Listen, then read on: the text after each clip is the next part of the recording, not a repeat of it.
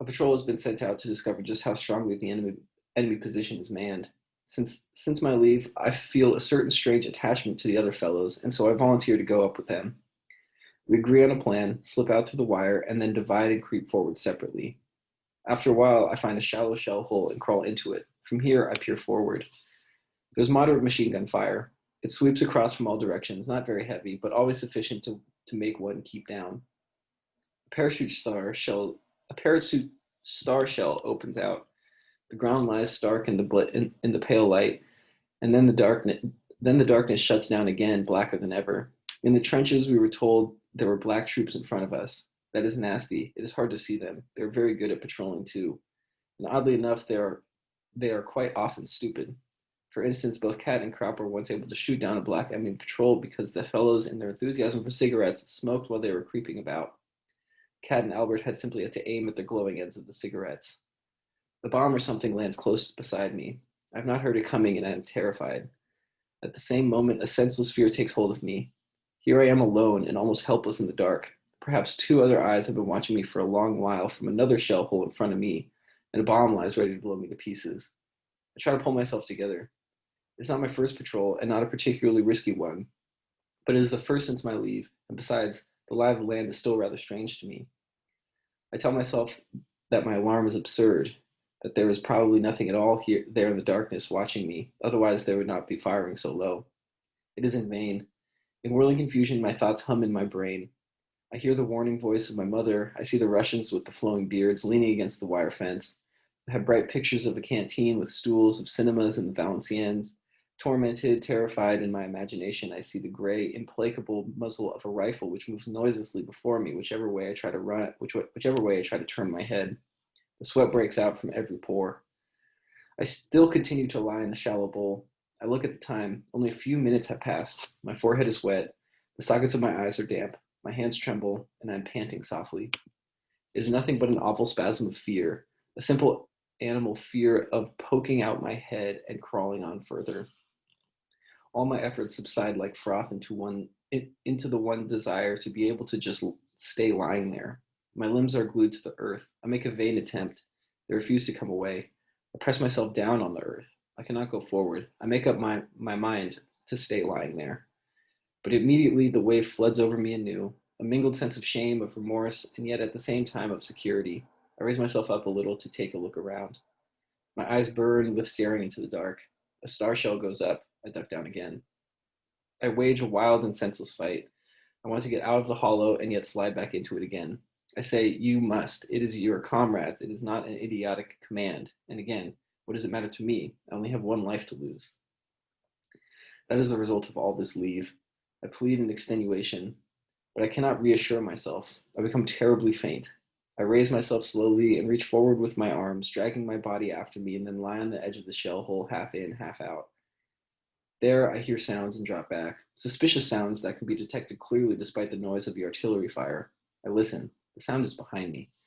There are our people moving along the trench. Now I hear muffled voices. To judge by the tone, that it might be Cat talking. At once a new warmth flows through me. These voices, these quiet voices, these footsteps in the trench behind me recall me at a bound from by the terrible loneliness and fear of death by which I had been almost destroyed. They are more to me than life, these voices. They are more than motherliness and more than fear. They are the strongest, most comfortable thing there is anywhere. They are the voices of my comrades. I'm no longer a shuddering speck of existence, alone in the darkness. I belong to them, and they to me. We all share the same fear and the same life. We are nearer than lovers in a simpler and harder way. I could bury my face in them, in these voices, these words that have saved me and will stand by me. Cautiously, I glide out over the edge and snake my way forward. I shuffle along on all fours a bit farther. I keep track of my bearings, look around me, and observe the distribution of the gunfire so as to be able to find my way back. Then I try to get in touch with the others. I'm still afraid, but it is an intelligent fear, an extraordinarily heightened caution.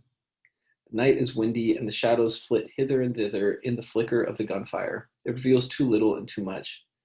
Often I pause, stock still, motionless, and always for nothing.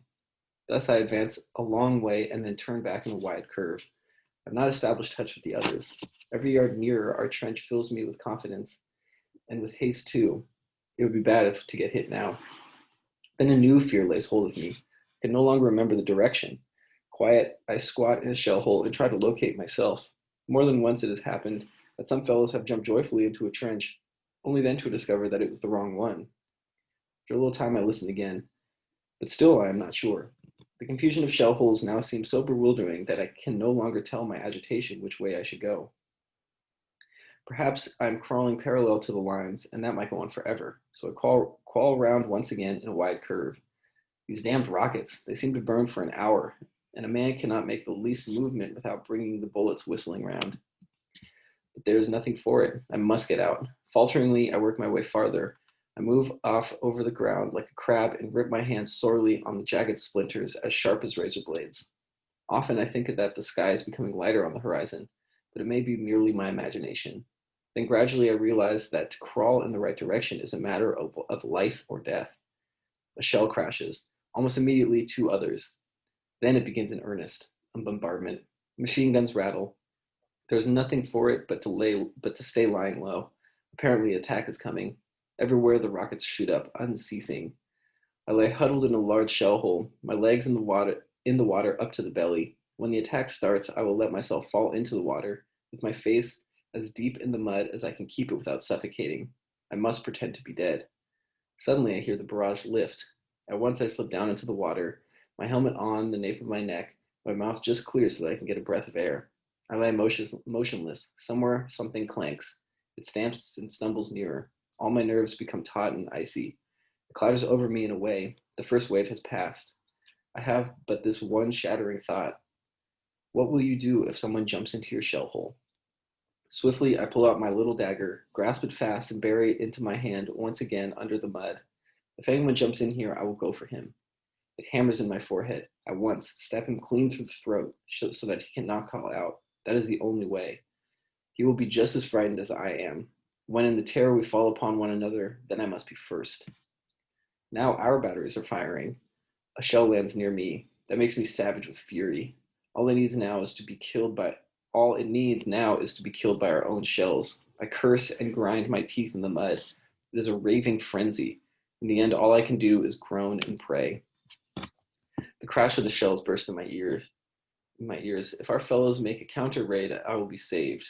I press my head against the earth and listen to the muffled thunder, like the explosions of quarrying, and raise it again to listen for the sounds on top. The machine guns rattle. I know our barbed wire entanglements are strong and almost undamaged. Parts of them are charged with powerful electric current. The rifle fire increases. They have not broken through. They have to retreat. I sink down again, huddled, strained to the uttermost. The banging, the creeping, the clanging becomes audible. One single cry amongst it all. They are raked with fire. The attack is repulsed. Already it has become somewhat lighter. Steps hasten over me. The first, gone. Again, another. The rattle of machine guns becomes an unbroken chain. Just as I am about to turn around a little, something heavy stumbles, and with a crash, a body falls over me into the shell hole, slips down, and lies across me. I do not think at all. I make no decision. I strike madly at home, and feel only how the body suddenly convulses, then becomes limp and collapses. When I recover, my hand is sticky and wet. The man gurgles. It sounds to me as though he bellows. Like every gasping breath, he is like a cry, a thunder. But it is not only my heart pounding. I want to stop his mouth, stuff it with earth, stab him again. He must be quiet. He is betraying me. Now at last I regain control of myself, but have suddenly become so feeble that I cannot any more lift my hand against him.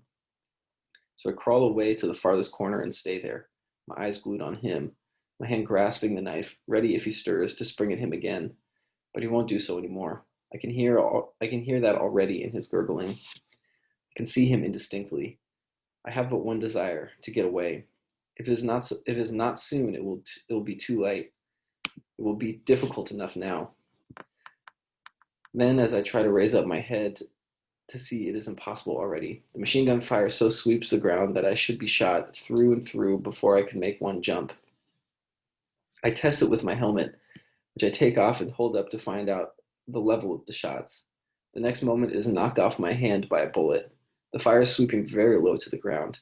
I'm not far enough from the enemy line to escape being picked off by one of the snipers if I attempt to get away. The light increases. Burning, I wait for our attack. My hands are white at the knuckles. I clench them so tightly in my longing for the fire to cease so that my comrades may come. Minute after minute trickles away. I dare not look again at the dark figure in the shell hole. With an effort, I look past it and wait. The bullets hiss. They make a steel net, never ceasing, never ceasing.